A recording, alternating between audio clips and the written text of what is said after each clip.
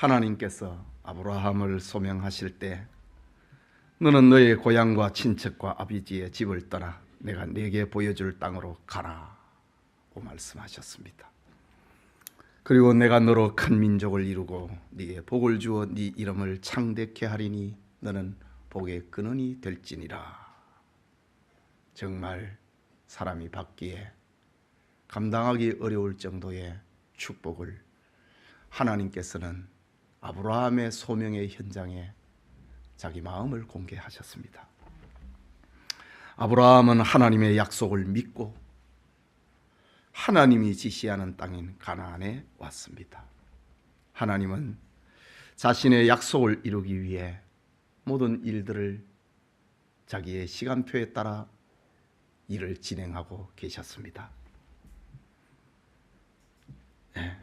그러나 가나안 땅에서 아브라함의 삶은 조급했고 평탄하지 못했습니다.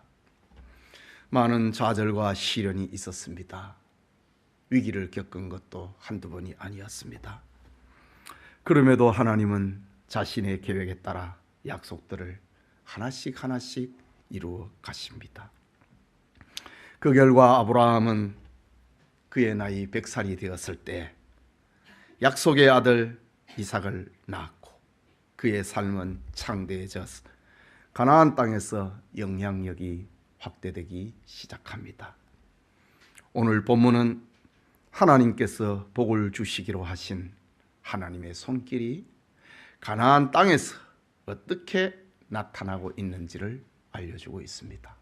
하나님은 자식만 주는 것이 아니라 네 이름을 창대케 하고 복의 근원이 되게 하겠다. 이 약속이 가나안 땅에서 어떻게 펼쳐지고 있는가, 그것을 보여주고 있는 말씀입니다. 본문의 내용은 표면상으로 보면은 아브라함과 그랄 왕 아비멜렉 사이에 상호 불가침 조약을 맺는 것입니다. 그러나 사건의 배후에는 하나님이 아브라함의 이름을 창대케 하시고 아브라함을 축복하는 자에게 복을 내리고 아브라함을 저주하는 자에게 저주하시는 하나님의 손길을 보여주고 있습니다. 아비멜렉 왕은 아브라함의 저주를 받을까 겁을 내고 그의 그늘 앞에서 살고 싶어 하고 있는 이런 장면이 오늘 나타나고 있습니다. 이 시간 하나님이 함께한 아브라함, 이런 제목으로 창세기 강해 계속하고자 합니다. 말씀을 듣는 우리 모두에게 하나님께서 은혜 주시기를 소원합니다. 먼저 아브라함을 찾아온 아비멜렉을 봅니다. 22절의 말씀입니다. 함께 읽겠습니다. 그때에 아비멜렉과 그 군대 장관 비골이 아브라함에게 말하여 이르되 내가 무슨 일을 하든지 하나님이 너와 함께 계시도다 라고 합니다. 여러분, 아비멜렉은 그랄 땅, 우리가 잘 아는 블레셋 땅의 왕입니다. 그런 아비멜렉이 군대 장관 비골을 대동을 하고 아브라함을 찾아온 것입니다. 왕이 나그네로 살고 있는 아브라함을 찾아온 사건입니다. 비골, 군대 장관의 이름 비골이라고 하는 이름의 뜻은 모든 자의 입, 모든 자의 대변인이라고 하는 말을 가지고 있는데 아비멜렉의 입이고 아비멜렉의 대변인이라고 하는 것을 상징적으로 보여주고 있는 것이 그의 이름입니다. 알다시피 아비멜렉은 아브라함보다 권력이 있고 큰 사람입니다. 우리의 상식으로는 약한 사람이 강한 사람을 찾아가고 작은 사람이 큰 사람을 찾아가 도움을 요청하고 보호를 요청하는 것이 일반적인 삶의 법칙입니다. 그런데 오늘 성경의 아비멜렉이 군대 장관을 대동을 하고 아브라함을 찾아왔다고 합니다. 그렇다면 이 사건은 가나안 땅에서 아브라함의 위상이 그만큼 높아져 버렸다는 것을 알려주고 있습니다. 무엇 때문에? 왕이 자기 땅에 살고 있는 한 이민자에게 찾아와서 미래를 의논을 하고 조약을 맺자고 제안을 하고 있는가? 아브라함의 인격이 훌륭하거나 당시에 아브라함의 경제력이 국제적이었거나 엄청난 군사력 때문이었을까? 그것은 아닙니다. 아비멜렉이 볼 때 아브라함을 생각을 하고 두려워하고 있는 것은 그가 하는 일마다 하나님이 개입하고 있다는 사실 때문이었습니다. 사실 창세기 20장을 보면은 아브라함과 사라가 남방으로 이동하다가 그랄 왕 아비멜렉을 만나게 됩니다. 그때 아브라함은 살기 위하여서 자기 부인을 노이라고 속인 일이 있습니다. 그때 아비멜렉은 사라가 정말 아브라함의 누이인 줄 알고 자기 부인으로 삼았습니다. 그런데 그 밤에 하나님이 아비멜렉에게 꿈속에서 나타났습니다. 그에게 이르시되 네가 데려간 이 여인으로 말미암아 네가 죽으리니 그는 남편 있는 여자임이라 라고 합니다. 그 사람의 아내를 돌려보내라. 그는 선지자라. 그가 너를 위하여 기도하리니 네가 살려니와 네가 돌려보내지 아니하면은 너와 네게 속한 자가 다 반드시 죽을 줄 알지니라.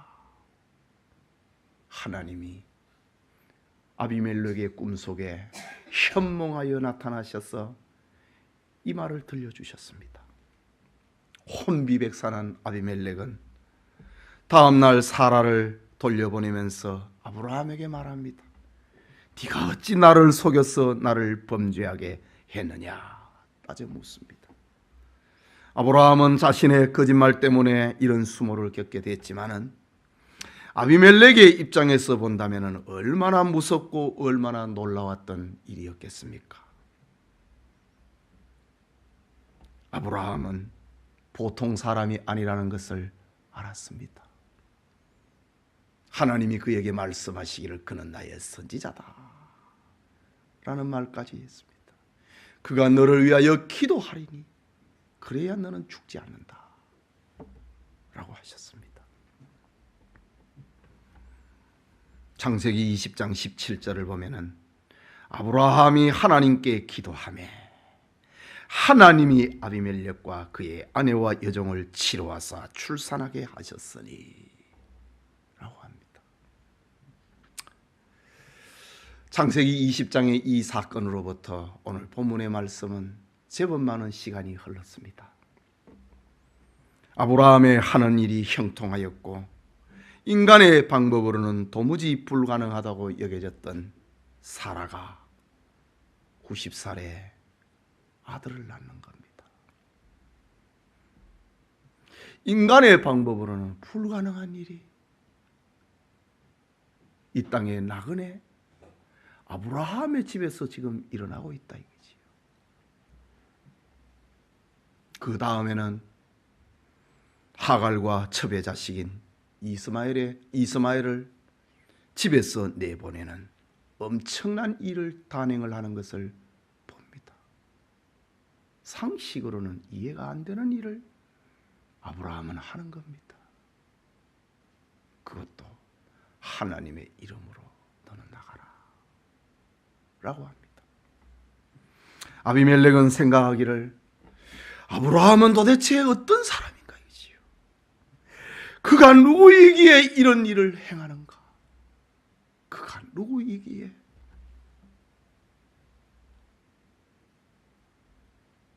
이런 일을 벌이고 있는가?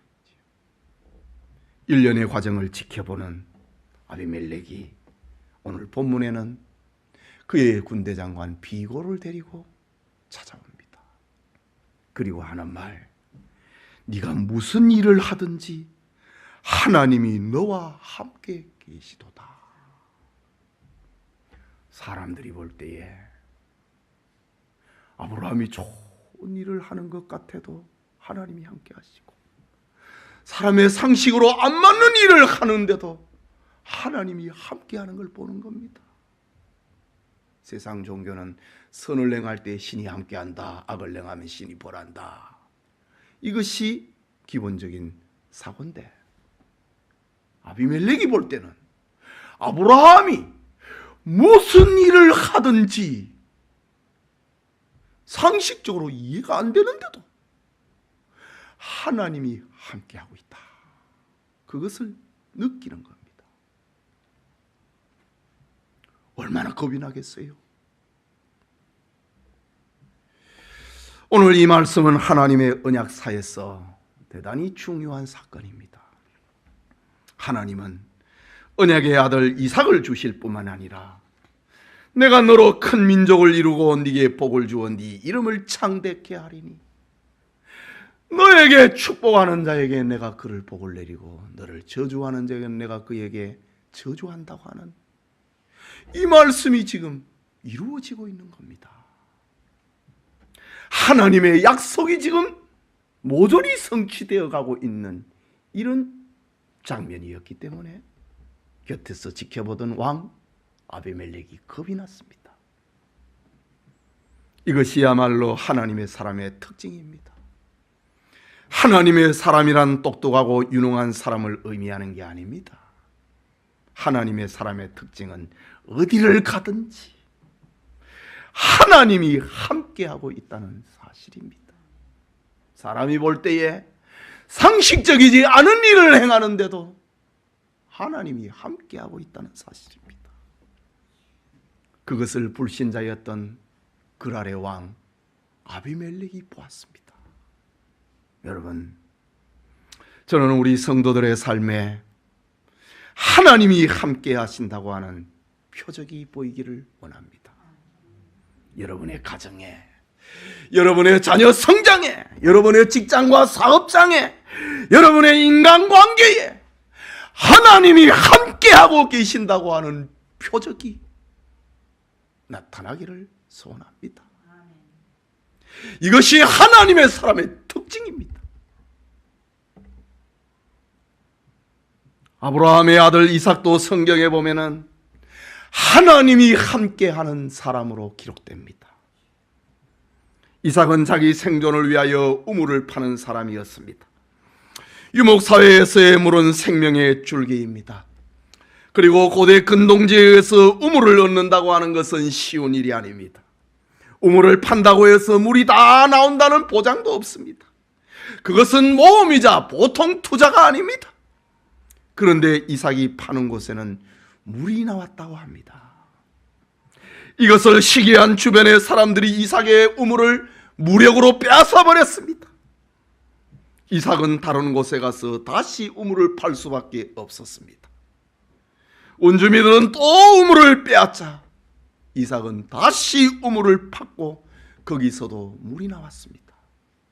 이때부터 사람들은 겁을 먹기 시작합니다. 이 사람을 잘못 건드리겠다는 우리가 죽을 수도 있겠구나. 하나님이 함께하는 사람이구나. 그런 표적이 나타났습니다. 이삭의 아들 야곱도 그렇습니다. 야곱이 외삼촌 라반의 집에서 20년 머슴살이를 하다가 하나님의 음성을 듣고 이제 아버지의 집으로 돌아올 때였습니다. 그런데 라반이 사위 야곱이 떠나가면은 자기의 경제의 기둥이 무너지니까 야곱을 안 보냅니다. 그런데 야곱이 몰래 아내를 데리고 재산을 데리고 장인의 집을 탈출해 버립니다. 창세기 31장 42절에 보면은 야곱이 탈출한 이 장면을 보고 장인이자 외삼촌이었던 라반이 군대를 데리고 추격을 해봅니다. 그때 야곱이 딱 서서 말을 합니다. 창세기 31장 42절에 우리 아버지의 하나님 아브라함의 하나님 곧 이삭이 경외하는 이가 나와 함께 계시지 아니하셨더라면 외삼촌께서 이제 나를 빈손으로 돌려보내셨으리다마는 하나님이 내 고난과 내 손의 수고를 보시고 어젯밤에 외삼촌을 책망하셨나이다. 하나님이 라반에게 나타났어. 야곱이 가는 길을 막지 말라고 책망을 했습니다. 내가 함께하는 사람이라 이지요. 야곱의 아들 요셉도 그렇습니다. 요셉이 형들의 미움을 받아 애굽의 종으로 팔려갔습니다. 창세기 39장 2절과 3절을 보면은 여호와께서 요셉과 함께 하심으로 그가 형통한 자가 되어 그의 주인 애굽 사람의 집에 있으니 그의 주인이 여호와께서 그와 함께 하심을 보며 또 여호와께서 그의 범사에 형통하게 하심을 보았더라. 하나님의 사람의 특징입니다. 여러분, 하나님이 함께 하시면 세상 사람들이 존경을 하게 되고 그를 인정을 하게 되고 오늘 아비멜렉처럼 자기를 위하여 아브라함을 찾아온다고 하는 사실입니다. 아브라함을 위해서가 아니라 자기 생존을 위하여서 아비멜렉이 찾아왔습니다. 이것이 교회이고 이것이 그리스도인이 세상에서 받은 축복입니다. 하나님이 함께하는 표적이 있을 때 사람들이 사업거리를 우리 성도들에게 가져다 준다 이 말이지요.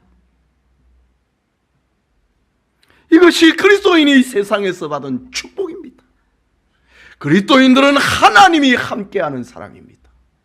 여러분, 여러분의 삶에 저 아비멜렉이 아브라함을 찾아왔다고 하는 이런 축복이 여러분의 가정에도 일터에도 일어나기를 소원합니다. 둘째로 하나님이 함께한 아브라함, 그에게 상호 불가침 조약을 체결하자고 하는 아비멜렉입니다. 23절입니다. 같이 읽읍시다. 그런즉 너는 나와 내 아들과 내 손자에게 거짓되이 행하지 아니하기를 이제 여기서 하나님을 가리켜 내게 맹세하라. 내가 내게 후대한 대로 너도 나와 네가 머무는 이 땅에 행할 것이니라. 여러분, 아브라함은 지금 이방인이고 나그네입니다. 그에게 지금 왕을 대적할 수 있는, 왕을 상대할 수 있는 무슨 힘이 지금 아브라함에게 있습니까? 그런데 가나안 땅에 나그네로 살고 있는 아브라함에게 그 땅의 왕이 찾아와서 하는 말, 내가 너에게 잘해준 것처럼 너도 나에게 잘해달라, 이런 말을 하는 겁니다. 내가 너에게 선대하고 후대한 것처럼. 지금 이게 무슨 말입니까? 지난날 아브라함이 흉년을 피하여서 그랄 땅에 왔을 때에 아브라함이 자기 아내를 누이라고 거짓말을 하고 그랄 왕에게 팔아넘겼잖아요. 하나님이 개입을 하셨습니다. 그때 아비멜렉이 아브라함의 아내 사라를 돌려보내면서 그냥 돌려보내지 않습니다. 창세기 20장을 보면은 소와 양떼를 주고 종들까지 붙여서 사라와 함께 아브라함에게 돌려보냈다. 이것이 오늘 성경에 내가 네게 후대한 대로 나는 너에게 박하게 대한 적 없다 이거지. 네가 나그네로 내 땅에 살고 있지만은 나는 너에게 함부로 하지 아니했다.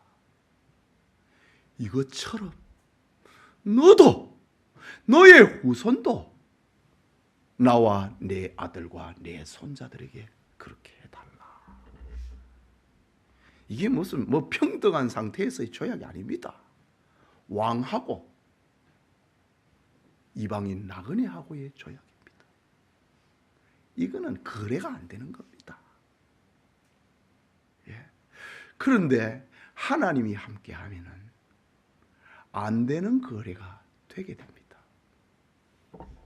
우리 9년 전에 신도림의 상가를 매입을 할 때에 부동산 중개를 하셨던 집사님이 하시는 말씀, 목사님, 이거는 안 되는 거리입니다.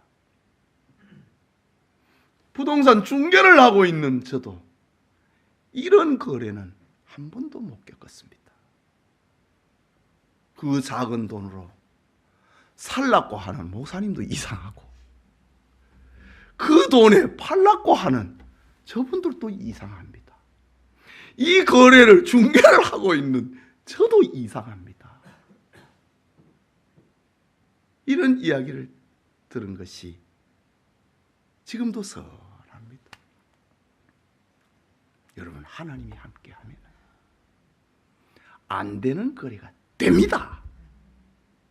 여러분에게도 이런 일이 일어나기를 바랍니다. 이 말은 당시 아비멜렉이 아브라함을 얼마나 존귀하고 두려운 존재로 여겼는지를 암시하고 있는 말입니다. 아비멜렉은 사람이 어쩔 수 없는 아브라함의 창대함으로 자기는 물론 자기 후손들의 생명까지도 위태로울 수 있겠다고 하는 그런 위기감을 느끼게 됩니다.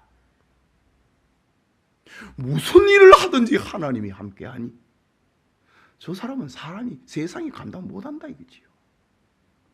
그래서 저 아브라함의 가문하고 등을 치면 내 시대만 아니라 내 아들과 손자들의 시대에도 멸망하겠구나, 이런 두려움이 몰려왔습니다. 그래서 아비멜렉은 아브라함에게 찾아와서 내가 지난날 너에게 호의를 베풀지 아니했느냐, 그것을 기억을 시키면서 자기와 자기의 후손에게, 오늘 성경에는 나와 내 아들과 내 손자에게 현재와 미래를 맡기고 있는 아비멜렉입니다. 호의를 베풀어 달라고, 호의를 베풀기를 맹세해 달라고 지금 청하고 있는 겁니다. 그러면서 이제 여기서 하나님을 가리켜 내게 맹세해 달라. 와, 정말 대단하지요. 너는 무슨 일을 하든지 하나님이 너와 함께 하고 있는데, 너는 여기서 너의 하나님의 이름으로 나와 내 아들과 내 손자들에게 호의를 베풀어 준다고 하는 것을 약속해 달라고 재촉하고 있습니다. 마치 우리 집에 물건 좀 달라고 하는 것과 비슷하지 않습니까?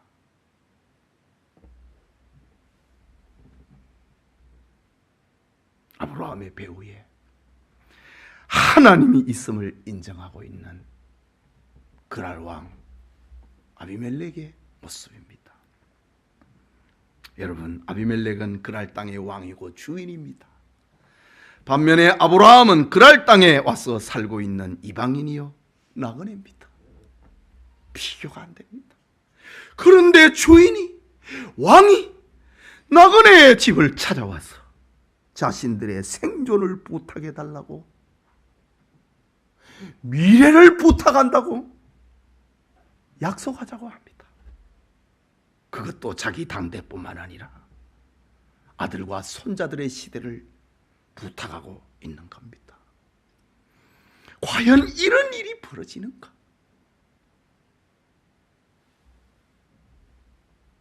하나님이 아브라함과 함께 하시니 이런 일이 일어나고 있는 겁니다.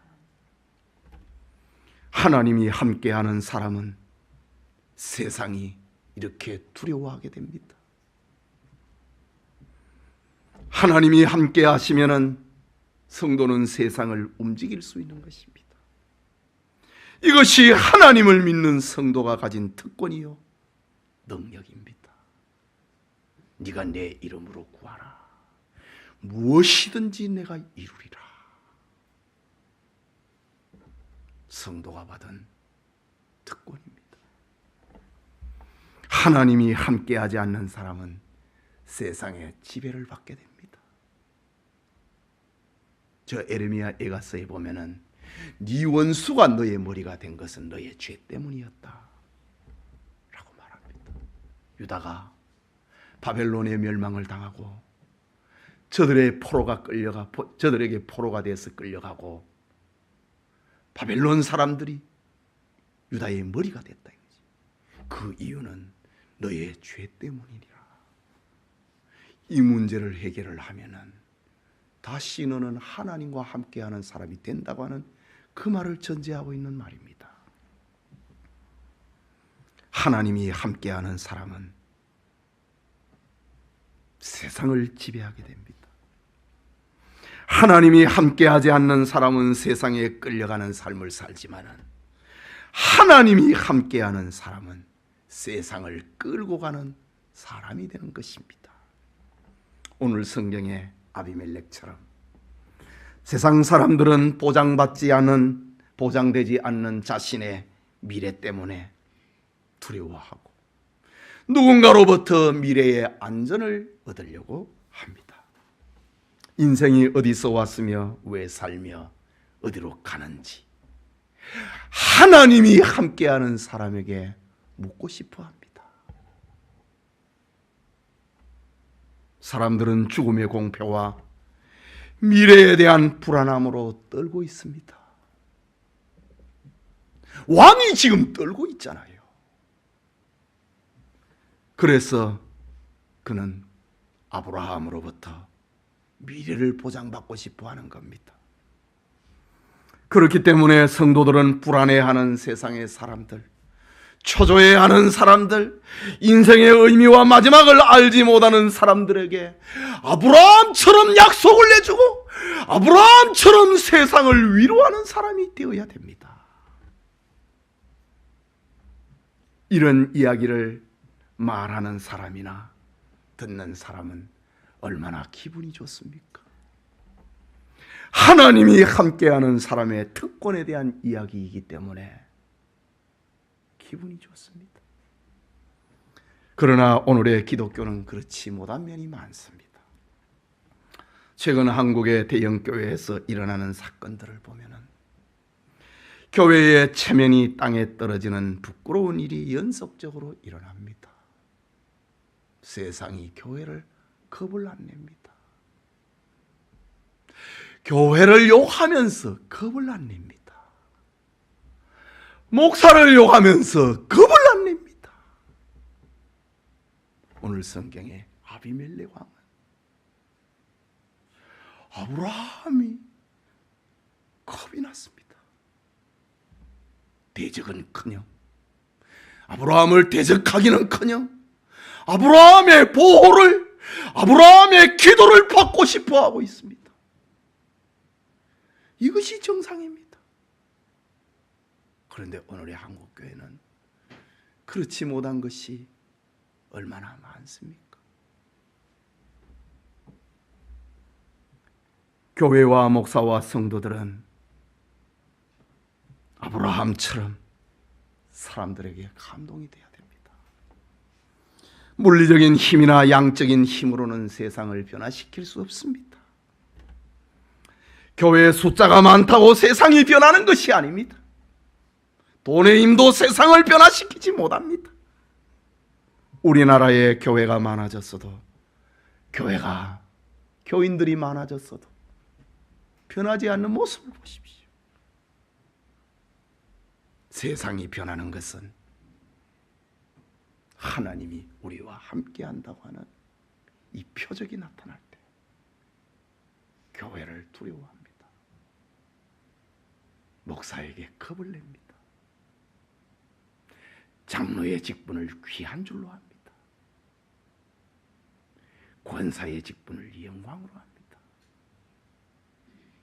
하나님이 함께하는 표적이 있을 때 이런 일이 일어납니다. 작은 능력을 가져도 하나님이 함께 하시면 그것을 보는 사람들은 편합니다.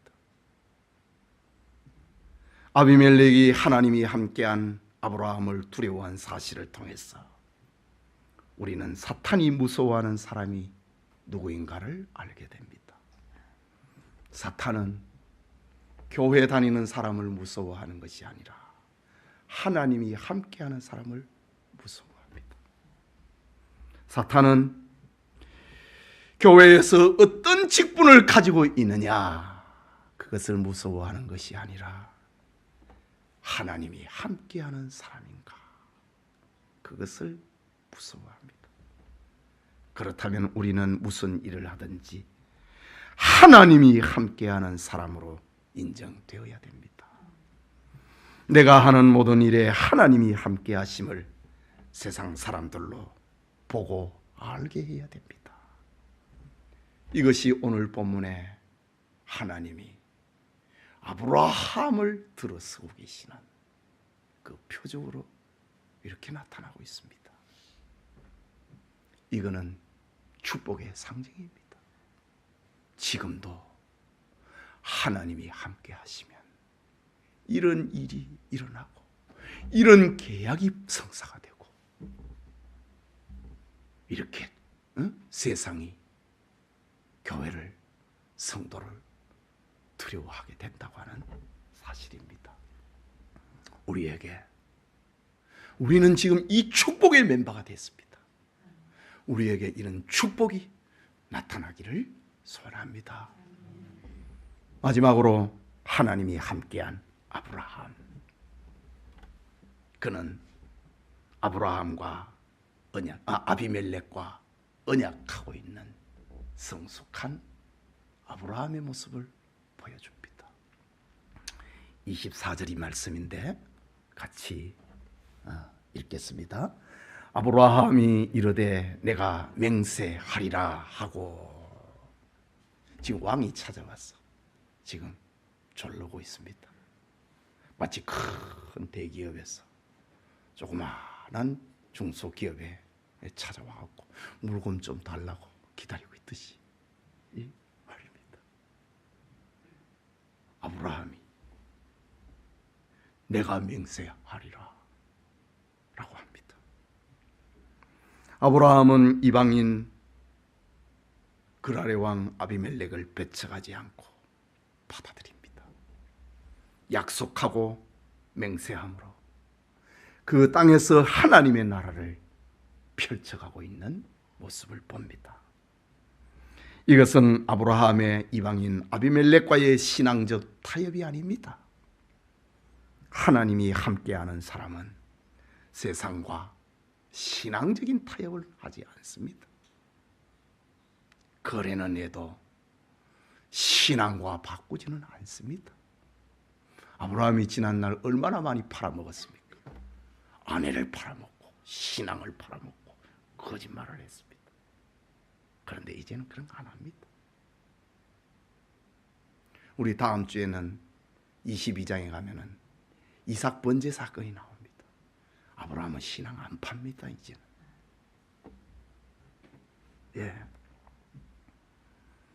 하나님이 함께하는 사람은 세상과 거래는 할 수 있어도 신앙적 타협은 안 합니다. 아브라함은 세상을 향하여 열린 마음을 가지고 있습니다. 세상은 무조건 죄악시하고 배타할 것이 아니고 세상을 향하여 하나님의 구원을 선포하는 넓은 마음을 우리가 배워야 됩니다. 세상은 성도가 복음을 들고 일하는 하나님의 일터입니다. 멸망에 처해진 영혼들을 구원해야 하는 의장이기 때문입니다.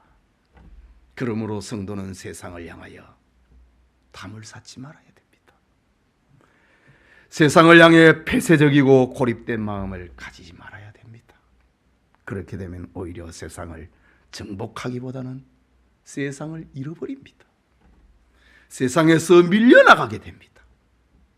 아브라함은 배타적이거나 나는 하나님이 함께하는 사람이라고 하는 유아 독존적인 그런 사고를 가졌거나 고집을 부리는 사람이 아니었습니다. 그는 맹세하겠다. 세상에 살아가고 있는 사람들과 인화 협동하고 있는 장면입니다. 예수님께서도 당시 유대인들이 그렇게 보기를 싫어했던 창녀와 죄인들, 세리들, 귀신 들린 자, 저주받은 자로 생각이 되는 문둥병자를 가까이 가시고 만나 주셨습니다. 예수님은 그들의 구주이시기 때문입니다. 그들을 구원해야 했기 때문입니다. 그들의 친구가 되어 주셨고 그들을 고쳐 주었습니다. 예수님은 어떤 신앙의 오만이나 배타성을 보인 적이 없습니다. 그분은 누구나 만나셨습니다.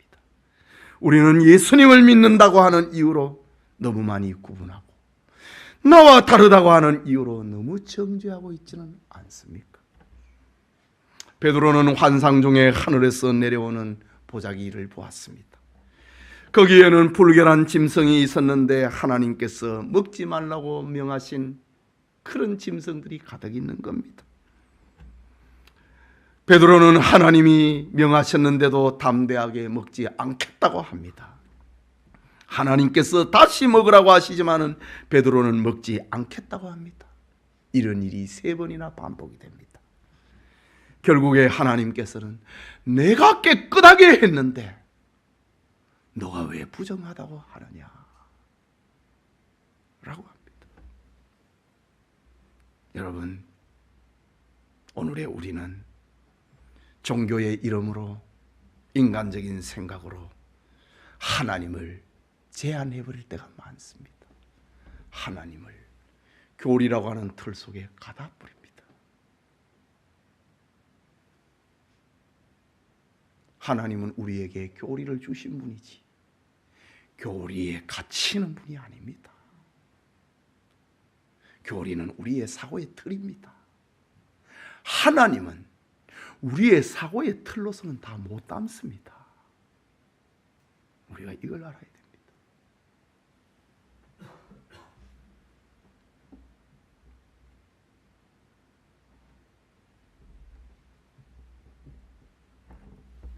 우리는 하나님의 마음을 가져야 됩니다. 선교를 하다 보면은 지출이 많아지지 않습니까? 그러면 어떤 교인들은 이야기를 합니다. 목사님, 우리 교회도 할 일이 많은데, 우리 주변에도 할 일이 많은데, 우리나라에도 가난한 사람, 불쌍한 사람이 많은데 굳이 외국에 가서 선교해야 하나요? 너무 사치스러운 일이 아닌가요? 참 설득력이 있고 이해력이 있는 말처럼 들려집니다. 우리나라에 왔던 선교사님들을 한번 생각해 보십시다. 그들은 그들의 사회에서 최고의 지성인들이었습니다. 장래가 보장이 되는 사람들이었습니다. 만약에 그들도 이런 생각을 하고 이 미지의 땅 한국에 오지 않았다고 하면은, 그들이 학교도 병원도 교회도 세우지 않았다고 하면은 이 땅에 교회가, 이 나라가 부강할 수 있었겠습니까? 하나님의 비전을 품고 예수님의 마음을 품고 이 땅에 왔기 때문에 100년 만에 이런 기적을 이루게 된 것입니다. 생각을 넓혀야 됩니다. 오늘 성경에 아비멜렉이 초약을 맺자고 제안을 하자 아브라함은 이런 이야기를 툭 던집니다. 25절에 아비멜렉의 종들이 아브라함의 우물을 빼앗은 일에 관하여 아브라함이 아비멜렉을 책망하며, 지금 나그네가 왕을 책망을 합니다. 왕의 종들이 내 우물을 빼앗았습니다. 한 기업터를 없애버렸다, 빼앗아 가버렸다 이 말입니다. 분위기가 이상해져 버렸습니다. 계약을 맺자고 하는데 계약을 맺겠다고 해놓고 아비멜렉 왕의 종들이 내 우물을 빼앗았습니다. 내 기업체 하나를 빼앗아 가버렸다 이 말입니다. 아비멜렉은 당황했습니다. 26절에 아비멜렉이 이르되 누가 그리하였는지 내가 알지 못했다. 너도 나에게 알리지 아니하였고 나도 듣지 못하였느니 오늘에야 들었노라. 그렇다고 하면 이 우물이 얼마나 큰 기업 사업터라고 하는 걸 우리가 알겠지요. 내가 몰랐다. 너도 나에게 알리지 아니했고 오늘에서 지금 이 이야기를 듣게 된다 라고 합니다. 계속해서 27절에서 31절을 봅니다. 아브라함이 지금 매듭을 안 짓습니다. 그냥 인정을 합니다. 알고나 있으라 이 말입니다. 아브라함이 양과 소를 가져다가 아비멜렉에 주고 두 사람이 서로 언약을 세우니라. 양과 소를 가져다가 아비멜렉에게 주고 지금 우물을 빼앗겼는데 다시 양과 소를 아비멜렉에게 줍니다. 이 말은 지금 그거는 내 거였다고 하는 거. 그거를 알리기 위해서 양도 가져가고 소도 가져가라. 이게 아브라함의 마음입니다. 다 알라고 하는 게 아니라 인정하자고 하는 겁니다. 인정하는 표식으로 아브라함은 양과 소를 그에게 주었다. 주고 그 다음에 두 사람이 서로 언약을 세우니라. 아브라함이 7 암얌 새끼를 따로 놓으니 아비멜렉이 아브라함에게 이르되 이 7 암양 새끼를 따로 놓으면 어쩌미냐. 아브라함이 이르되 너는 내 손에서 이 암양 7 새끼를 받아 내가 이 우물 판 증거를 삼으라 하고. 지금 현재 있는 우물입니다. 이거 내 거다. 내가 판 거다. 그 증거, 소와 양을 준 것은 지난번에 당신의 종들이 가져가 버렸는 그것이 증거였고 지금 오늘 이 우물 이것은 내가 팠다고 하는 것을 확증하자. 암양 7 새끼를 주면서 이건 내 거다고 하는 계약입니다. 지금 확증의 계약입니다. 삼으라 하고 두 사람이 거기서 서로 맹세하였으므로 그것을 부엘세바라 이름하였더라 라고 합니다. 여러분, 고대 근동 지역에서는 국가나 개인의 사이에서 선물을 받는 것은 화친을 의미하고 그것을 거절하는 것은 그날부터 전쟁입니다. 아브라함은 자신이 창대해지고 있는 사실을 두려워하고 있는 아비멜렉에게 선물을 주므로 두 사람 사이에 분명하고 확실한 평화 조약이 체결이 되었다고 하는 것을 지금 확정을 합니다. 지난번 우물 가져갔지만은 내 것이었다. 양과 소를 받으라. 지금 이 우물은 내가 판 것이지 않느냐. 확증하라. 7 암양 새끼를 받음으로 확증을 합니다. 자, 그러면 우리 약속하자.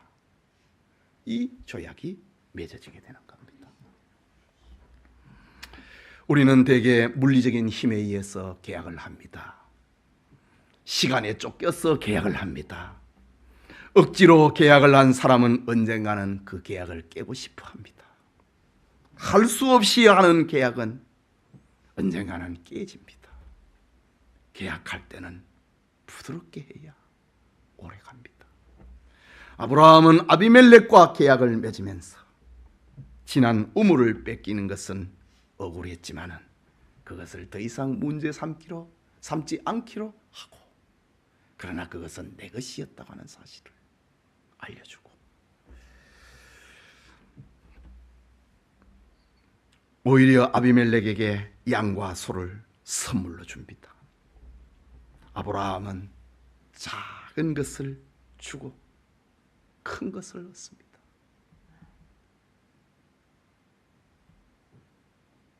이 계약의 주체는 아브라함이 되어버렸다는 겁니다. 무게의 중심이 아브라함으로 옮겨와 버렸다는 겁니다. 신리와 명분을 찾고 있는 아브라함의 모습입니다. 아브라함은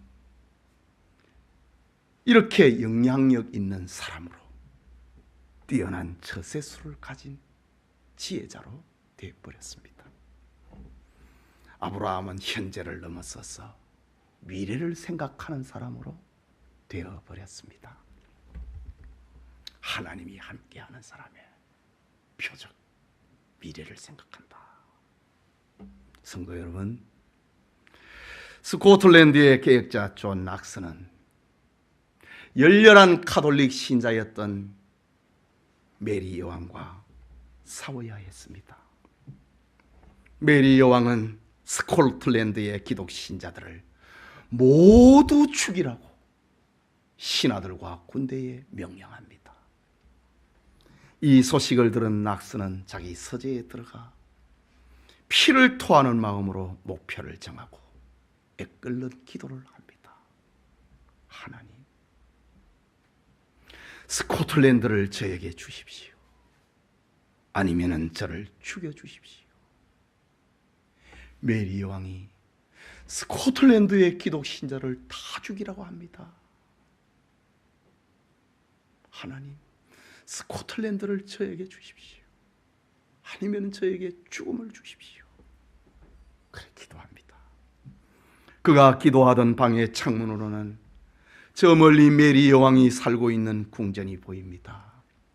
낙스는 그곳을 바라보면서 기도를 몇 시간씩이나 되풀이했다고 합니다. 그리고 얼마 지나지 않아 메리 여왕은 중병에 걸려버리고 맙니다. 메리 여왕이 죽기 전에 했던 마지막 말, 존 낙스 한 사람의 기도가 100만 대군보다 무섭구나. 이 말을 남기고 피해 여왕 메리는 죽어버립니다. 낙스의 기도를 들으시고 스코틀랜드의 성도들을 살려주신 겁니다. 간절한 기도는 마귀가 치를 떨고 무서워하는 것이요, 하나님과 함께하는 사람은 세상이 두려워한다는 사실입니다. 마지막 사건 하나만 정리하고 이제 말씀을 마치고자 합니다. 아브라함은 본문 32절과 34절에 한 사건을 만듭니다. 같이 읽겠습니다. 32절에서 34절에 그들이 부엘세바에서 언약을 세우매 아비멜렉과 그 군대 장관 비골은 떠나 블레셋 사람의 땅으로 돌아갔고, 아브라함은 부엘세바에 에셀나무를 심고 거기서 영원하신 여호와의 이름을 불렀으며 그가 블레셋 사람의 땅에서 여러 날을 지냈더라 라고 합니다. 지금 아브라함이 서 있는 곳은 부엘세바입니다. 부엘세바, 그것은 맹세의 우물이라는 뜻입니다. 아브라함은 그곳에 에셀나무를 심었다 라고 합니다. 이것은 언약의 증거랄 말입니다. 이 나무를 보는 자마다 그랄 왕 아비멜렉이 아브라함을 찾아왔던 사건을 기억을 하고 아비멜렉과 아브라함이 맺은 조약을 생각하고 이 나무를 볼 때마다 아브라함과 함께 하신 하나님을 떠올리기 위함이었습니다. 그리고 거기서 영원하신 하나님의 이름을 불렀다고 합니다. 말하자면은 하나님께 영광과 감사를 올려드리고 있는 아브라함의 모습입니다. 본문은 하나님이 함께하는 성도가 세상에서 가지는 위치를 보여주고 있습니다. 하나님의 약속은 하나도 빠짐없이 다 이루어진다는 사실을 보여주고 있습니다. 하나님은 자신이 함께하는 사람을 통하여서 일을 하시는데 불신자가 자기 안전을 위해서 찾아오게 하시고, 하나님은 자기와 함께하는 사람을 높여서 불신자가 찾아와서 맹세로 약속을 하자고 하시고, 하나님은 자신이 함께하는 사람을 높여서 영광을 받으시는 하나님이십니다. 우리에게 중요한 것은 유능한 사람, 능력 있는 사람이 되는 것이 아니라 하나님이 함께하는 사람이 되어야 됩니다.